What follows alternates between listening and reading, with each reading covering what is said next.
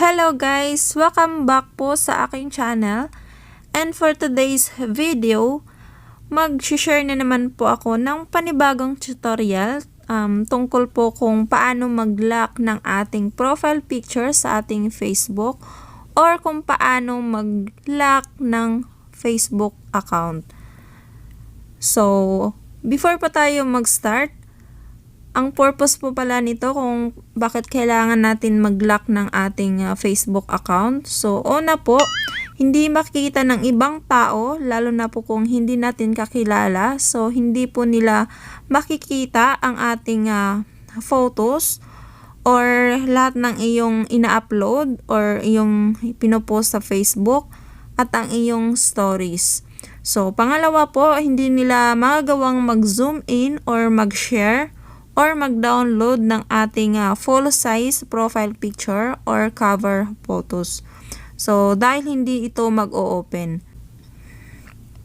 So, napakagandang security features po nito dahil makakaiwas din po tayo sa mga stalker, kung may mga stalker po tayo dyan, or lalo na po sa mga hackers. So, if you're interested, just keep on watching.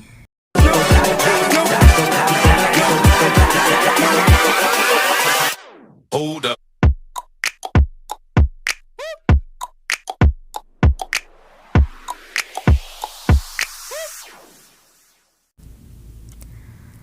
So guys, we're here and una po natin gagawin is punta po tayo sa ating Facebook.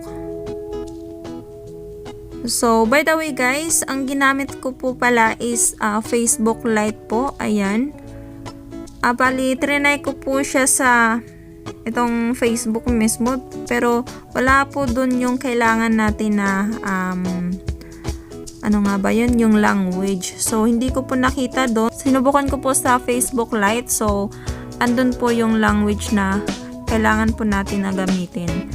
So, buksan lang po natin ang ating Facebook Lite. Ayan. So, automatic na po na nakalagin na po yung aking account. So, click na lang po natin yung 3 lines sa taas.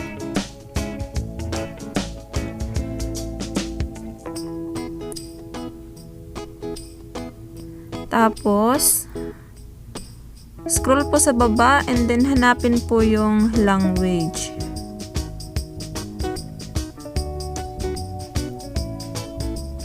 So, ito po yung sinasabi ko po na wala po dun sa Facebook. So, andito po siya sa Facebook Lite.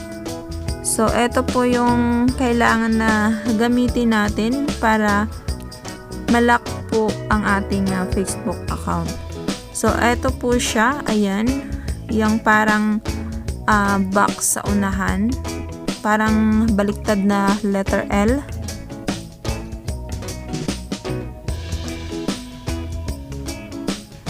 So, click po natin yung profile picture.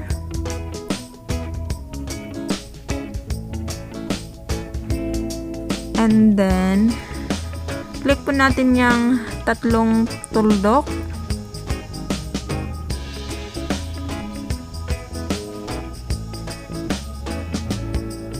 Tapos, click po natin tong, ayan, hindi ko po mabasa. Basta yan po yung pindutin natin. Ayan, yan pong icon na yan.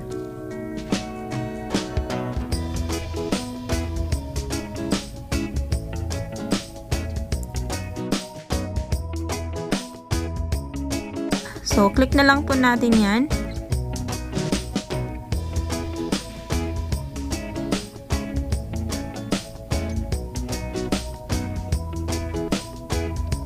And then, eto, bali okay po to siya. So, click po natin yan.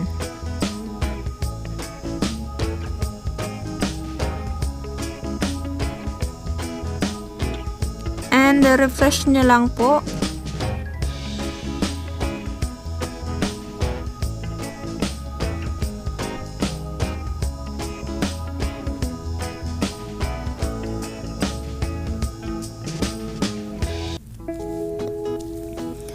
So, ayan po, bali nakalock na po siya. Baya, ayan po yung icon niya. So, ibalik po natin siya sa English.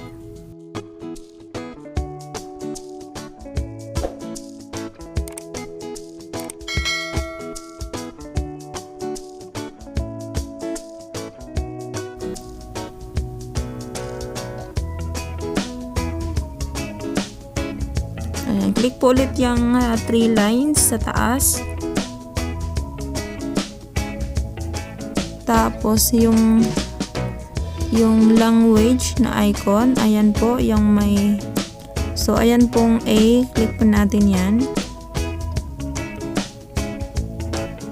Tapos ilagay nyo lang po sa English. And balikan po natin doon sa ating profile.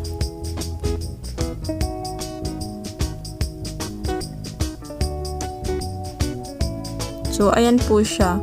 Your lock, your profile. So, ganun lang po mag-lock ng ating Facebook account. So, kung gusto nyo po siyang i-unlock, so, click nyo lang po yung tatlong tuldok.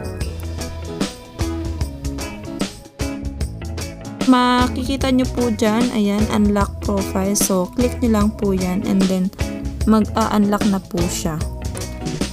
So, try po natin na gumamit ng ibang account.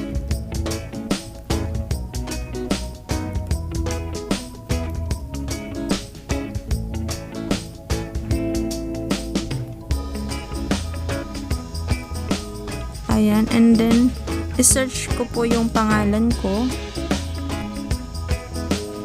So, bali, account po to ng anak ko and then friends po kami.